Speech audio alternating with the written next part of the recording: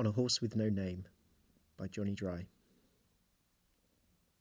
We are crawling through an estate, number 12, 14, 16, what must be 18 missing its number.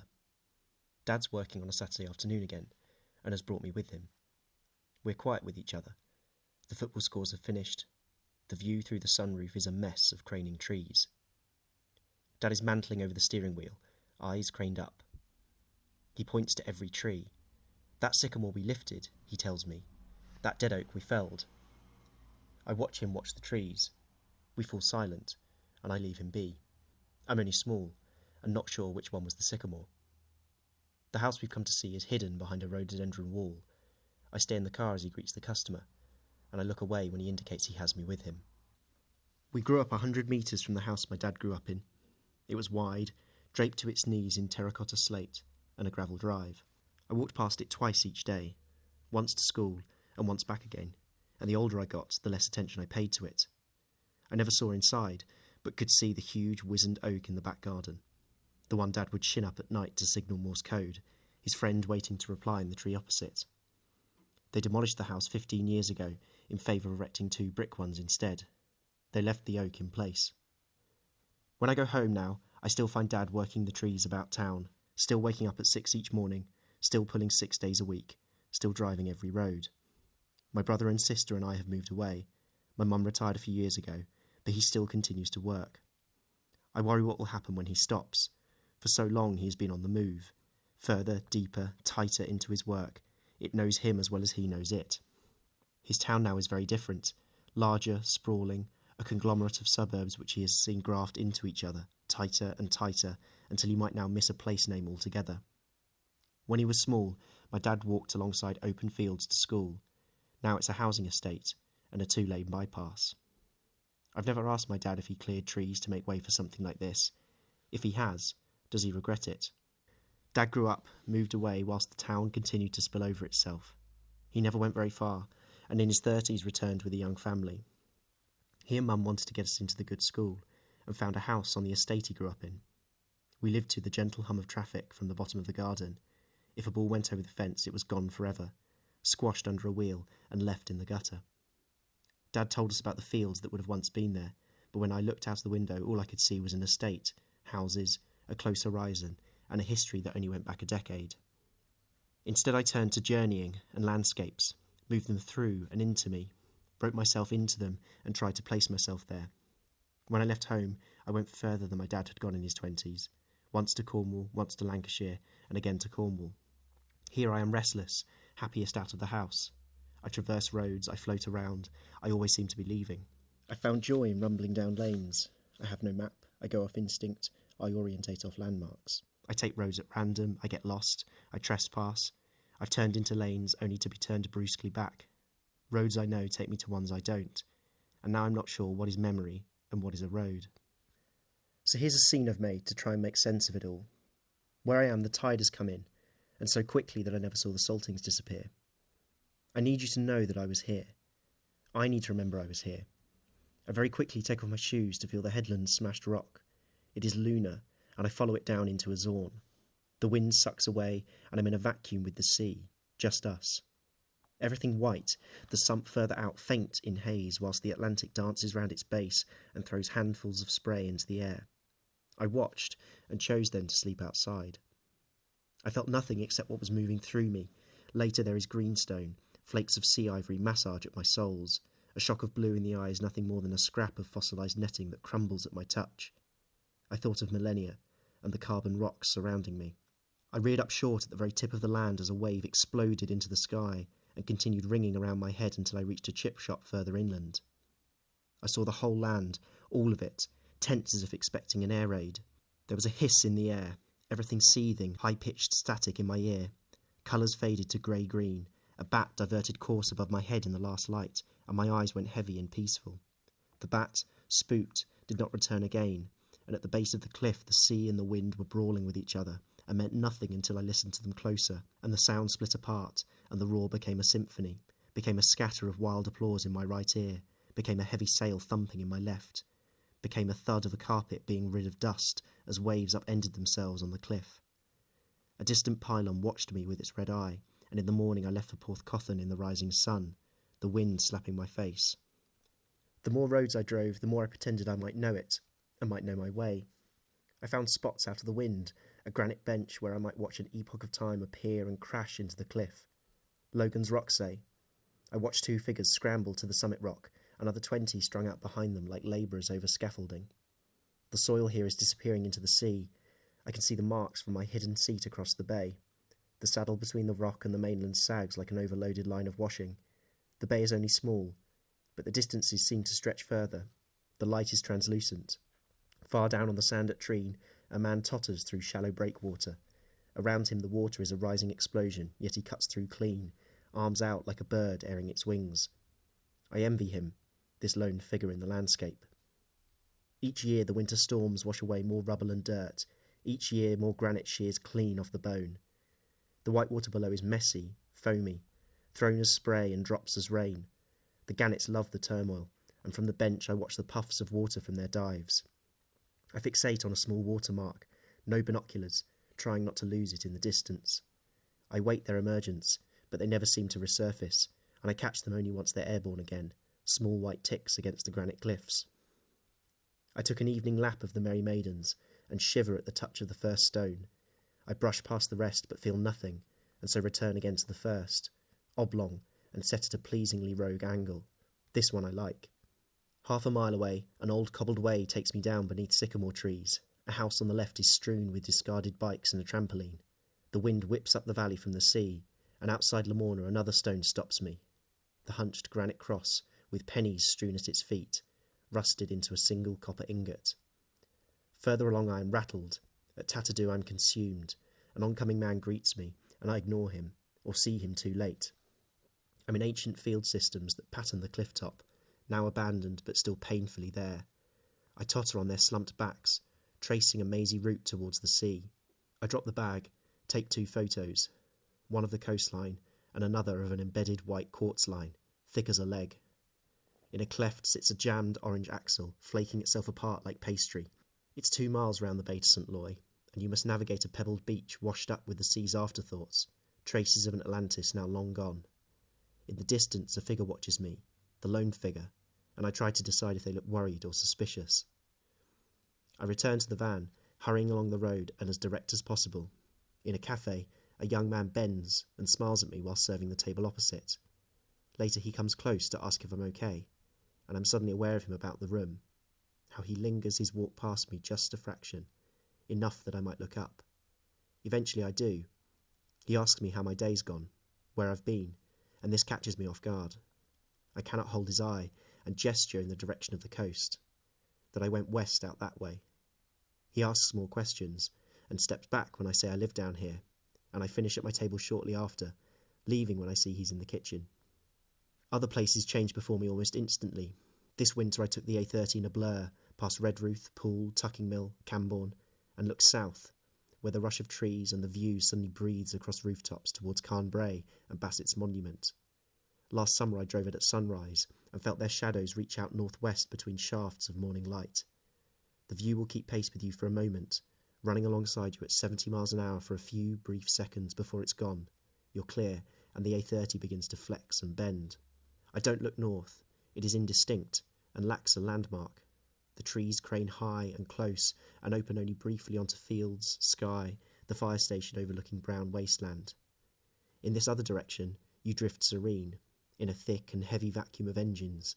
The air thrums, eye held for a moment at 70 miles an hour, and you're gone. Bodmin Moor and the Cornish Alps are hazy blue ahead. In 1939 they laid down this bypass.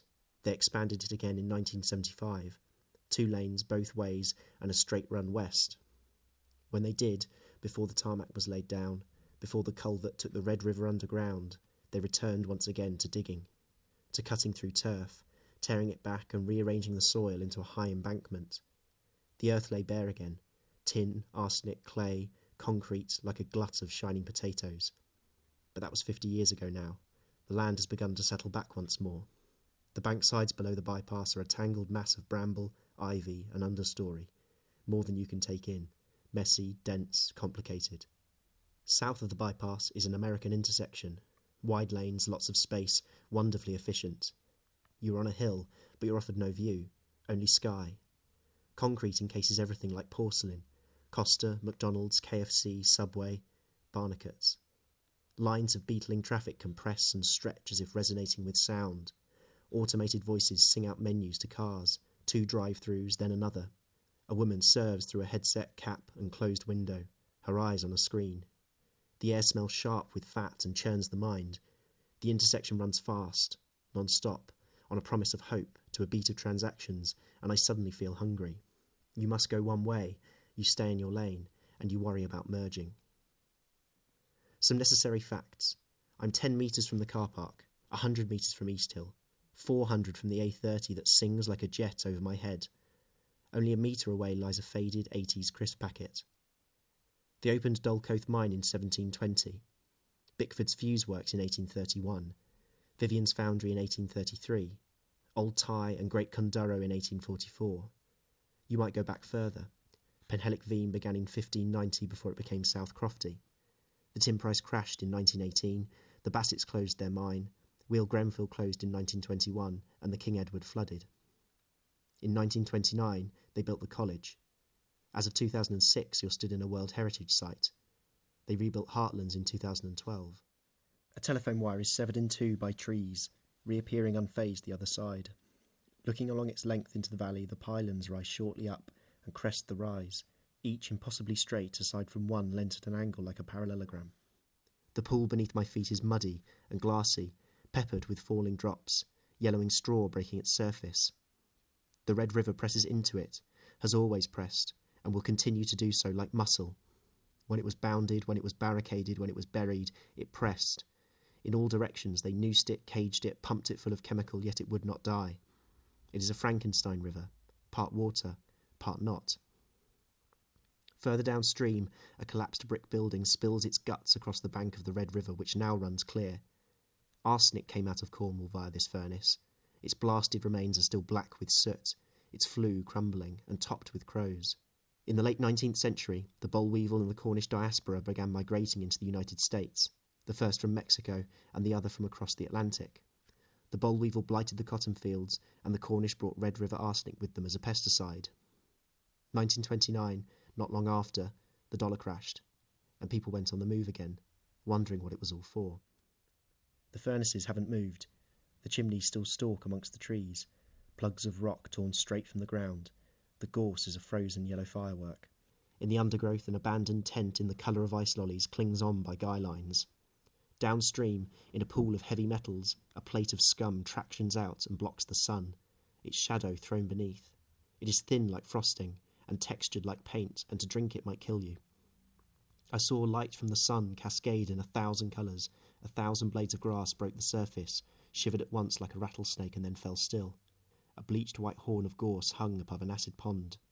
Were I to cast a stone into such a pool, it would lie there for eons. Yet the water is not dead, and upon bending closer I saw a black newt wiggle, die, and float a moment before resurrecting itself again. 1, then 2, then 3, and 4 gradually came into view. Sound roars from everything, from the Red River, the road, the tree canopy, but no one is here to listen, only to find their route west. Knotted brambles tie trees and pylons together. Blue bottles sun themselves on a white tarpaulin covered in shit. I stand on a mound of discarded concrete that set itself hard in the rain. I've been thrown in this river, and if you go down to the metal grating across the culvert, you'll see water bleeding from scrap, fabrics, plastic, grass, leaves, branches of Ol's corpse. It is there now. You'll find the most unlikely mess. Plastics filled with leaf litter and packets of silica gel. Everything collecting, grafting, assimilating, rotting, and the water still flowing through it all, and bringing more and more with it, and pressing. Like the most desperate here, it presses because it has to. It strains to be through as more heaps behind it, and presses again, but the metal grating holds firm, and the culvert needs regular clearing. Some things pass through, and slowly find their way downstream. If you go there, you'll find waifs clinging to the overhanging grass at the bank. I watched the water surging through the culvert for a long time, the torrent of white water consuming me, until with a start I turned and looked up the bank where the water emerged from amongst trees. I watched it start slowly, and far out from undergrowth, secret, slow, dubious. It would remain in conversation with itself, round and round in twirls, before finally it notices where it's going, and it suddenly gathers itself, chivying each other along faster and faster towards a crescendo until with a defiant shout it vanishes over a precipice and drops below ground. I wanted to know what it might be like to drink, this water saturated with heavy metals. Would it tang in the mouth like cutlery on the tongue? Would it claw in the back of the throat? Would it yellow the skin? When I returned home, I moved from room to room, restless. Downstairs is cluttered. Off-cut lengths of wood lie stacked on top of each other. Half a kitchen waits against a wall. Shadows flicker across the bay window as traffic passes outside, and the carpet, brown, is topped white with builder's dust. There is nowhere to sit, aside from a single armchair and a table arranged at right angles to each other, though they do not match.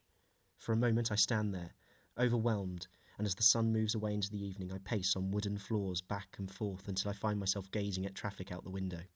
I have yet to fully move in. Unopened boxes are stacked in the top room, and I have only a little furniture. Tonight I don't sit in the chair, but instead on the staircase, eating from a plate on my lap, the radio chattering next door. However, recently, as I wrote the landscapes around me, I also began to put out my first books on the shelf, and afterwards sat back grinning, skittering, noticing how my hands had dried a little from turning the pages. They're now lining the side wall of the room, and it's reassuring to have them there, like a friend you might sit in comfortable silence with and refer to only fleetingly. Some are links to past lives, and suddenly the room seemed more my own. There was not space for everything, only books on landscape, local history, natural history, travel literature, as well as maps. Then the next day, I caught an early train to Liskeard, walked alone for 3 miles along a lane past open fields before finding a band of volunteers shifting about each other in a lay-by. We all held flasks. We shook hands, stood awkwardly, waiting to start, and talked of land access, ownership, and public rights. Above us was a grid of pine trees that creaked in the wind. We passed around shovels, saws, billhooks, and mallets, and set to work. A bunch of saplings were pressed into my hand, knotted and thin like underfed carrots. Aspen, I was told. Later it was oak we planted, then beech, wild cherry at the edges, and birch and alder on boggy ground where the hillside met the river. We worked a long day, and I began to settle as the hillside began to change. At dusk we stood watching 2 buzzards circle upwind and imagined what things might look like in 50 years' time. On the train home I noticed my left arm had locked from overgripping, paralysed with the ghost of a tree that I did not now hold, and I've learnt there is a flow to the billhook that I had not yet found in my arm. In my back I can feel the angle of the slope. In my leg the beat of the tree planter's jig. Right heel 1-2, left heel 1-2. One hand must clasp the sapling's trunk, your partner. The other is free to express the beat as you see fit. We passed ourselves between these dance partners, cavorting low across the hillside beneath a brutally dark pine forest, all grey, all silent. By the end of the day, though, our little totems, perhaps 300, adorned the hillside, and I dozed my happy way home, the land in my body, and my head between my shoulders. So at Christmas now, when the air is sharp, and the sun is always vanishing, I will drive home. Back from Cornwall, through St Clair, Belventer and a still valley. Down a single lane I will pass a hedgerow of hazel and blackthorn. They will have been pruned back heavily, some down to their stumps. Their branches are torn, no longer trees but a palisade, and for 3 miles I am driving through the aftermath of a war zone. The splinters strewn across the road. I will think of nymphs, dryads and ents, how they scream when they're felled, and for 20 minutes I won't take my eye from the road. Later, thin skies, and the vast Salisbury plains where the barrows scurry past the window like mice under a rug, and a few hours later I will be home. My parents have sold our house, the one on the estate my dad had grown up in, and moved away into the woods. I weave alone off paths, through silent woodland and waist-deep leaf litter. At Pitch Hill I sit watching a curtain of rain pass over the South Downs, and stay there for longer than I anticipate until the cold finally drives me on. At night I will read natural history, learn more trees, and look hopelessly for owls, but return having seen nothing, and Mum will tell me stories of them flashing momentarily white in car headlights. Christmas Eve, a day of white fog which drifts like smoke from a fire. I will walk out with Dad and our old tottering dog on a woodland track he's been desperate to show me. We talk at the ground, about land we have found and what we know about it, about the oaks giving way to a phalanx of quiet pines, about the estate felling trees up the hill. We circle a Dougie fir, our eyes on the canopy until Dad places 2 hands on its bark. I follow Dad further in and watch his keeling gait. Hours pass us by, and still we talk. I would tell him about Cornwall, about what I have found there, about how what is there has been there a long time, and that this somehow settles my mind. Later in the day we will hit a track I know, and I move a step ahead. I will pick a leaf from the floor, brown like all the others, but its back is powdery grey. I turn between both sides, and Dad, further ahead, senses my pause. He will turn, and even from a distance he knows what I hold. Tricky one. I don't know if you'll get that. Yet now I do know, and I will hold it out and give it to him. It's the leaf of a whitebeam tree, I say, but I phrase it as a question, wanting him to confirm it. Dad catches my eye straight, smiles. He's surprised. Very good, he says, and we continue our walk. Later that evening, I will find a book on trees. Common whitebeam, I read. Sorbasaria. A deciduous tree native to southern England, although rare, but widely planted in arboretums and parkland, and thus found throughout the UK. There is considerable diversity in the species, which can give rise to localised variants, some of which might be hyper-localised and unique to a single geographical area.